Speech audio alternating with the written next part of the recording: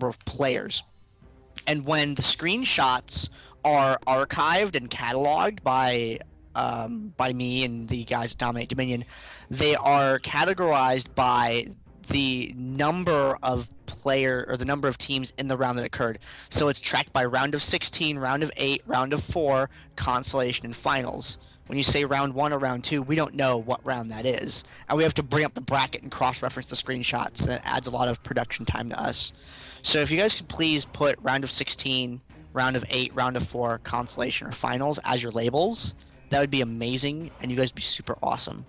But that is that's just a thing, so please keep that in mind. And we're going to kick over to the bans now. Talking about these bans, we're seeing additionally Vayne, Lulu, Urgot, and Jace are being banned. And I haven't seen I have seen a couple of these, but I haven't seen some other ones. So I'm going to go into a little bit of detail about these bans. Vayne has really good shred with her True Silver Bolts. If you let her just auto attack you, your health will disappear because the true damage proc. Condemn's great, and she's pretty fast. And it's weird that I said about Vayne, but because of the increased movement speed that she has when she's chasing a target, and in combination with Final Hour, in combat her speed's pretty good. Out of combat, maybe not so much, but in combat's where it matters. And Condemn, with all the walls that are around, it's a good thing to have handy.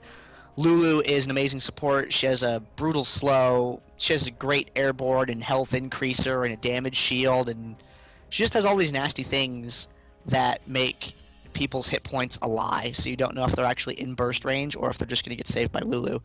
Poppy is a very mobile AP burst champion with an invincibility. You don't want to deal with that. Everything about that sounds dangerous. Mobile, invincible, AP burst. No. Bad combination of words, don't use them. Urgot has pretty good long range. Usually gets to use bottom lane a lot, but you see him top lane a lot too because it's suppressed and the position reversal is pretty nice. He also has a Terror Capacitor, which is useful for blocking harass. When he sees someone coming up to him, he can pop that. It gives him a little bit of extra resistance. Jace has got great long range poke, good 1v1er. See what you're doing, Sauron. Sejuani is a game of R button. If you land the R, you win. If you don't land the R, you're a sad, sad champion. I think Sejuani is really cool. A friend of mine plays a really good Sejuani. But you can only go so far with that champion, I think. And Ezreal's getting banned because you never know where Ezreal actually is. Because he could be anywhere in a circle around him because of Arcane Shift. He could be closer to you and killing you when you thought you were safe. He could be further away from you and not getting killed by you and causing your stuff to go on cooldown and not deal any damage. Or he can suddenly just not be there and be in the bushes or over a wall and just gone. Schrodinger's Ezreal. You don't know exactly where he is, but you know exactly what he's capable of doing to you. And you don't want to deal with that. And he's got good long-range AD damage. He's mobile, and his ultimate is a great asset to the team, especially in this game mode, because you can use it to long-distance interrupt points, and that's an awesome thing to have. Or you can use it to get the elusive Dominion pentakill, where you kill all 4 people up top and then ult bottom and get 5 kills. What? That's someday, I hope. From one of the global champs, Nock, Panth, TF, Shen, Gangplank, Ezreal, Ashe. Someone will do it, eventually. And as for picks, we're seeing Malphite. He's a great champion to have because he's one of the better tanks. He has an AoE airborne. He has a slow and, more importantly, an attack speed reduction AoE, which is very good against champions like Kog'Maw and Pantheon, which he's going against but got picked after him, so that's a little interesting. Sauron is extremely durable. He has a very long-range gap closer, so he's kind of mobile because of that. And he's got stun. Stun's great. Kog'Maw is... You said Sauron is very durable.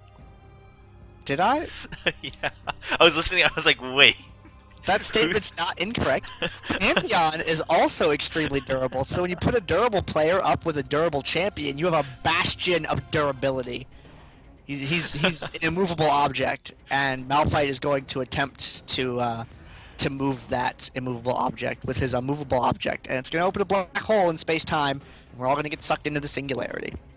Now, Kog'Maw has got some long-range poke, and explodes when he dies, so he has that little extra finishing AoE, which means when he's delaying on a point, he gets that extra few seconds to delay with, which is pretty cool. And most of this is damage that people like him for. He gives vision too, which is another thing that doesn't get enough good things said about it because Vision's kind of hard to come by in this game mode, and Kog'Maw can just shred people. And see Captain Booberry over there highlighting Kha'Zix. We've seen Kha'Zix is able to be mobile, jump around, stab people or whatever with his bug parts. I don't know too much about him. All I know is he has a leap and it's amazing because it jumps so far. Nunu's a amazing bottom lane sustain. It's great, but I'll say that a lot about bottom lane because you only take people with amazing sustain into bottom lane because that's what they need to excel in that lane. And Nunu's got it with the eating minions and camping the health relic, and he's pretty durable to boot. Looking at the other side, we see Singed, who's very tanky. He's got some fair amount of AoE damage. He is mobile in the sense that he's just speedy. He's Singed. He's that guy. And the fling's nice. Does some decent damage, and it's an interrupt, and it's a position adjusting thing. We're seeing Swain as well. Good AoE damage, but it's slow damage. It's not bursty. So Swain is sometimes susceptible to just getting the crap beat out of him really, really quickly and him getting taken off the field. But that can be mitigated by the fact that you build a lot of health and mana on Swain because you need the mana to sustain the Ravenous Flock anyway. And you also need health to live for that Ravenous Flock to deliver its, nifty little life-stealy, spell vampy, whatever thing. Wow, that Lux face does look criminal. They need to.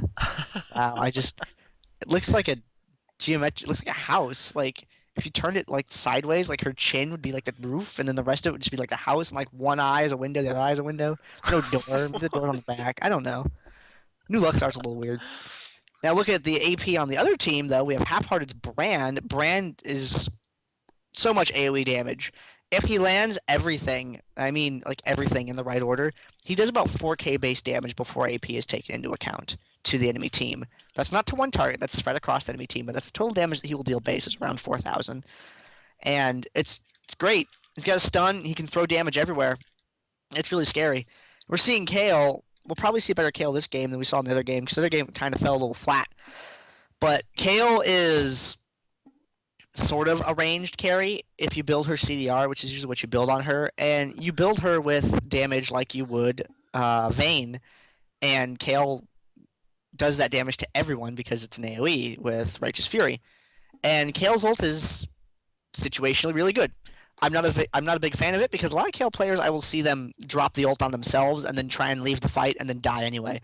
But when you drop that on whoever the focus target is, when you're actually good with your ult usage, you see that someone's going to be the focus target and you throw that on them. Safety Kale, it's good. Or you throw that on someone and you have that person kind of like just dive into the enemy team.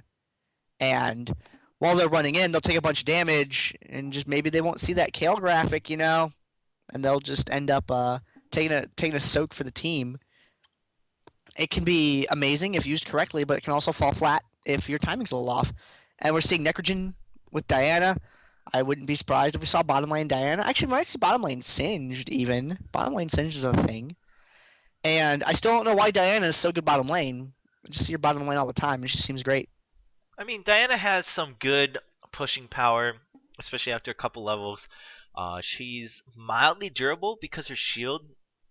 I think a lot of people underestimate her shield. It's amazing not only because it actually has some good base stats, and with AP of course it gets stronger, but it refreshes when all three orbs explode, so you can get a double shield, which you often do if you're in a fight. So that's actually double the amount, and it makes her quite durable.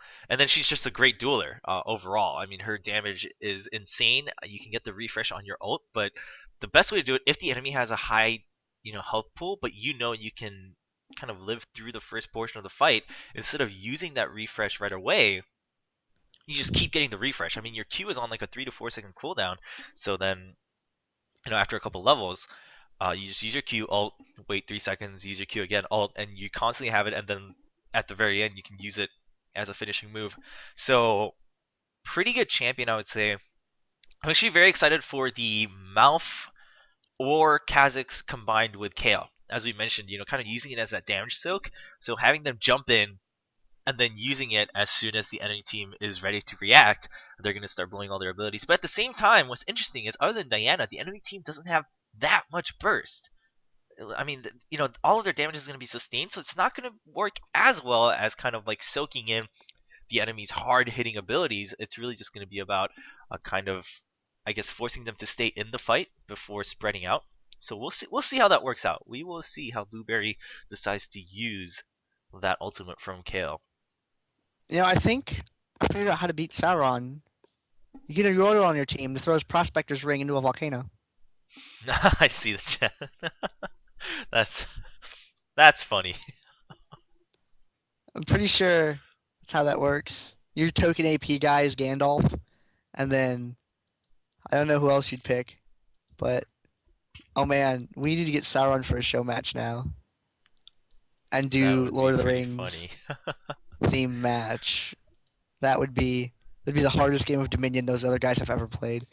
We'll get a few seconds counting down, and then we're gonna see if we can load into this game. Cause game one of the finals, guys. 2 games left for sure, maybe 3 games. It's a best of 3. See if Pays Evelyn Child Sport can take another consecutive victory, or if Field of Defense or point 0.5 or something, whatever they want to call themselves, if Feel the Vibe is going to be able to pull off a win here. I'm a lot more excited than I sound, viewers. I'm sorry. I was at a concert last night. I got to see Marilyn Manson and Rob Zombie, and my voice is a little effed. So I assure you, I'm so hyped about this, but I just can't yell right now. Yeah, both of us suffering a little bit. Candace's throat is a little bit out of commission. I have a canker sore, so my mouth is in pain if I talk too fast. But I think we've handled it quite well today, so high five to Don't eat us. anything with hot sauce in it. Yeah, I surely have not Let me been. know when your game loads in. I'm trying a thing that might be a All right, workaround for the spec client bug that I've been having. all So let me know right. when you load in, and then I'll check to see if I loaded in or not. I am now actually sitting looking at these 100%, so I'm gonna Get have to go ahead Varus for and. Legolas. That's great. Chat, you guys are awesome. Oh, I am in. Okay, I'm gonna see if I'm in. Oh man, the suspense. Come here. I'll teach you all about For No, I'm not. oh. Alright, so while we wait for Gander to reload, why do they Alright. all have Revive? Because Revive is the supreme summoner spell on Dominion. It is like the Flash of Dominion. Basically, it helps you save time, and Dominion is all about kind of stalling. If you're on a defensive standpoint, it's all about kind of keeping the towers rather than getting the kills. The kills help, but it's much more about the towers. I mean, in Summoner's Rift, it's also about the towers, but the kills help a lot more because you can damage the towers a lot faster, you can push the wave a lot faster. In Dominion, it's a little bit of a different nuance, so the time you save is a lot more important. So Revive makes a huge role, or plays a huge role in that, especially for these closer towers that you see on the screen. And in that respect, if the enemy takes Revive and they come to defend this, and while you lose this tower over here, then it's much more beneficial for you to also be able to revive and go there right away. So that's pretty much how Dominion works. Diana is in fact going to be going bot lane against Nunu here, and the rest are going to go with a standard 4 top.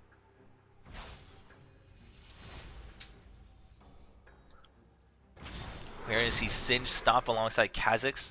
Well, not alongside, but they're both going to capture the middle towers for their respective teams. We're going to see Pantheon be the first to reach the windmill. Hayfarder trying to put out some poke. Not going to hit. Same with Swing. Kama tries to get a little bit of a cheeky channel onto the windmill. Not going to happen. Both teams in a little bit of stalemate. Confratarius looking for the Spike Rex across the wall to disrupt and do some AoE explosive AD damage. Chris Ayama and Singe is going to get stopped by Hayfarder and take so much damage. Confratarius jumps in with the leap, and there is a snare that's going to catch only Painkiller. The Confratarius is still free, doing damage. Hayfarder also at the very back doing a lot of damage. Chris Ayama tries to run through the entire team to put out that poison damage, but not going to be very, very helpful to the team. Budorai is now all alone, just putting out as much damage as possible before going down. Can he get the interrupt with his passive? He's just going to get it on the 2 closest champions. It does force everyone to back off, giving Sauron enough time to come in onto the windmill. And can he get the kill into Blueberry? No, he finally does get the trade. But Commentaries jumps over once again across that wall with that leap and picks off the kill. Kha'Zix, that new AD assassin character. Meanwhile, Hayfarted nearly gets the stun onto Armor. Armor's going to dodge right out of it. And Chris I am going to push up against it. Meanwhile, the windmill was captured. So the first 3 cap does go to PECS, which is pays that much child support. Wow. I loaded into the game, but this is special in a way I can't describe. Keep going, I'll screenshot it. Alright, so Buddha Rice and Armor are pushing up against the windmill once again with a good chunk of a minion wave, but that's going to get wiped out by Painkiller and the tower. Will Painkiller go down? Yes, eventually does go down to Buddha Rice. Buddha Rice using that long range to his advantage. Hayfarted meanwhile gets flung back, but there's the Pyroclast and bouncing in between Kog'Maw and Singe so many times. Commentators jumps in, executes Swain, and Commentators going for the double kill onto Kog'Maw, but will the passive get the kill onto him with the poison throw? No, he's actually going to dodge out of it with his ultimate. Jumps out of that passive range on the Acacian Surprise, and now can this Kha'Zix leap over the wall? Is he going to get away? He does get flung right behind Singe, but here's Brand putting out so much damage alongside Kha'Zix. Kha'Zix is just ripping through the enemy team this time around.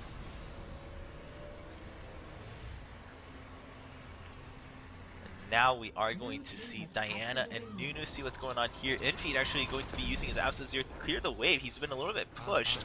We'll see if Diana is actually able to pressure Infeed's Nunu. We haven't really seen that in a long while. Meanwhile, Sauron and Armor actually both going for the Storm Shield. It's going to go to Armor first. So Sauron's just going to back on out of there. And let's see what Field of Vibe decides to do. We are going to see Painkiller and the other 3 members of PECS run right through the Speed Shrine, and they are going to get sandwiched, but Armor takes so much damage right away. He's going to be a non-factor in that fight. Painkiller rushes backwards, gets in some level force onto both Sauron and Chris I Am. Chris I Am trying to help out Buddha Rice. Very, very good choice, helping out the hyper carry that they do have. Buddha Rice puts out some good damage, but now they still have 3 members to deal with. Blueberry running a little bit low, going for that health relic. They can still push down with Painkiller and Hayfart. It's just 2 members, but they're going to decide to wait for the minion waves to follow through. So Captain Blueberry going back to clear the wave.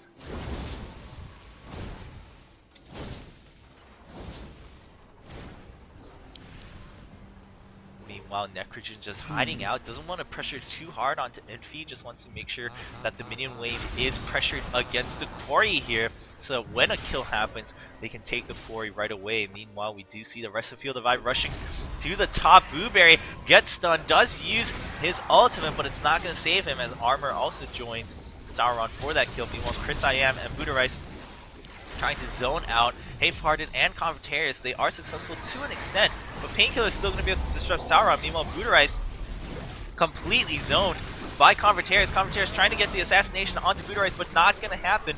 Painkiller now chasing through and keeping Buddha Rice zoned. There's the Seismic Shard. He's taking a lot of damage though. Kog'Maw's so good at cutting. Meanwhile, Armor has still been alive, putting out some good damage, but Commentators does pick up that kill with the Spike Racks. Chris I Am does pick up the health rail, but he will go down to Kale as he tries to juke in and out of that brush. Buddha Rice now trying to just get a little bit of a channel there, but it's not going to happen. Now, can he get the kill? No. Is his passive going to get enough damage onto Painkiller? No. Painkiller with his trademark survival method lives with 18 health. Okay, cool.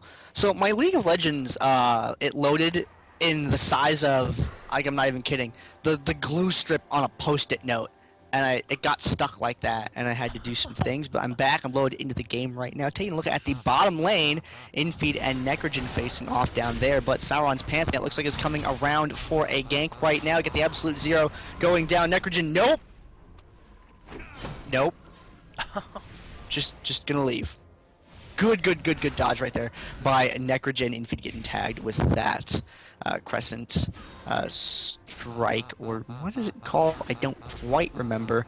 But now Sauron in a pretty bad spot, getting caught between 3 members of the enemy team right there. Brand lighting up the target. Kha'Zix getting the kill there off on him, and now pushing up against Necrogen on this bottom lane here. However, Armor's Swain is coming down from the top portion of the map right there. Brisk with the Seer, unfortunately, was trying to go for a stun there. Necrogen jumps out of the way of the Pillar of Flame, determined to not be hit by anything. Necrogen is completely abusing that teleport, or as much as he can. That is the Crescent Strike. I was correct.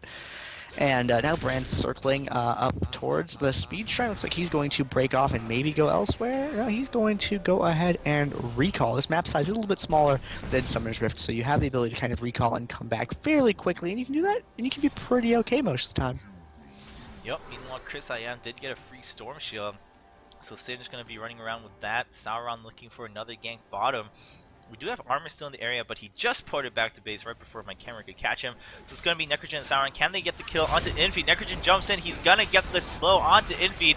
And now we do see Sauron coming in. Saves his stun for when Infeed goes for the retreat. Necrogen trying to make sure he can pace his abilities, but Infeed is going to get away maybe with that Blood Boil. There we go, saving that second proc on that ultimate on Diana for the finishing execution. Meanwhile, Commentaries comes in, instantly gets exhausted, but look at that damage coming out from this Kha'Zix, putting out so much damage onto Pantheon, also forcing Necrogen on Diana to run away. Commentaries has chosen to evolve his Enlarged Claws first, putting out a lot of execution damage whenever someone is isolated. Like right now, Necrogen needs to watch out. Even with that health relic, he's just going to get instantly executed. There we go, there is the Q attack, and taking out Diana. Are we going to see Blueberry and Commentators be able to finish this channel? It's just Diana alone. Diana does go for the interrupt, but there's the bubble from Kale, and here comes Pantheon with the ultimate, trying to save his teammate. Not going to happen, but can he pick up the kill onto Blueberry? Maybe, maybe not. There's the Absolute Fury. He does get the kill onto Kale, but Commentators still alive alongside Infeed. They're going to pick up this Boneyard to make it another 3-cap for PECS. And Chris Iam coming down, looking to try and get a fling off on Kha'Zix, but Kha'Zix is going to go ahead and retreat from there. Infeed's going to take over the job of being in the bottom lane. There, Budarice and Halfhard having a little bit of a disagreement there, and Halfhard is escaping with painkiller style hit points, running away there. And he's going to go ahead, he's going to drop that. He's going to hit that recall button faster than you've pressed recall before. Armor getting chased down towards his point. Is someone going to get there? That Ravenous Flock keeping him alive for quite a while, but not able to give him enough time to get back to his point. Chris Iam flinging Confidars, and oh, that damage on Singed right there. Singed being hit extremely hard. Normally Singed a little bit tankier than that, but getting a big chunk to take it out of his hit points. Payzell and Child Support is able to push up on the windmill. However, Captain Blueberry able to silence Sauron over at the refinery, and Payzell and Child Support is going to continue to have their 3-cap. Yeah, PECS is doing really well in maintaining that 3-cap. They don't care if they lose the tower. They just make sure they take another one. They're just trading towers back and forth between the windmill and the boneyard. They're doing very well pacing themselves, and Convertarius is doing really well on this new champion, playing that assassin role, kind of roaming around and picking off targets. Has gone for that early damage with that brutalizer, but then built that glacial shroud for the extra cooldown.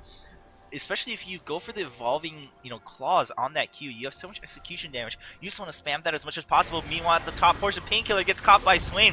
Buddha Rice putting out so much free damage as that Kog'Maw does not get stunned by Brand. Dodges that right out of the way. Meanwhile, Sauron does get caught by Commentaries. Commentaries taking out so much health from Sauron. Can he finish off both members? He's putting out a lot of damage. He leaps out of the way of that artillery strike, but Buddha Rice barely manages to live and take out that Kha'Zix before retreating. Meanwhile, Blueberry and Hayparter are zoned away from Armor and Chris Iam. Armor is out of mana though, so Painkiller can come back in and help his teammates, but running right through the poison trail, not the smartest move. There's the fling. Blueberry helping out. Will Painkiller live despite the poison trail? He is going to. No, he will go down to that last tick at 24 health. Buddha Rice is still that milling about at this low health. I don't know what he's doing here, but I guess he understands that Blueberry is also very low. And Buddha Rice now picking up that health relic, and here comes the Pantheon ult. He's been baiting that, but he gets executed before Pantheon can reach him, and his Acadian surprise will not take out Captain Blueberry. Brand earlier in that engagement was saved himself with a combination of Blueberry tagging him with the ultimate when he became a focus target, and then popping a stun off on Singe to escape. So half hour's Brand was alive for a lot longer because of that neat series of events. Up at the top, however, Sauron and Confidaris also having a disagreement of sorts. Exhaust goes down off on Confidaris, but Confidaris still seems to have the other hand.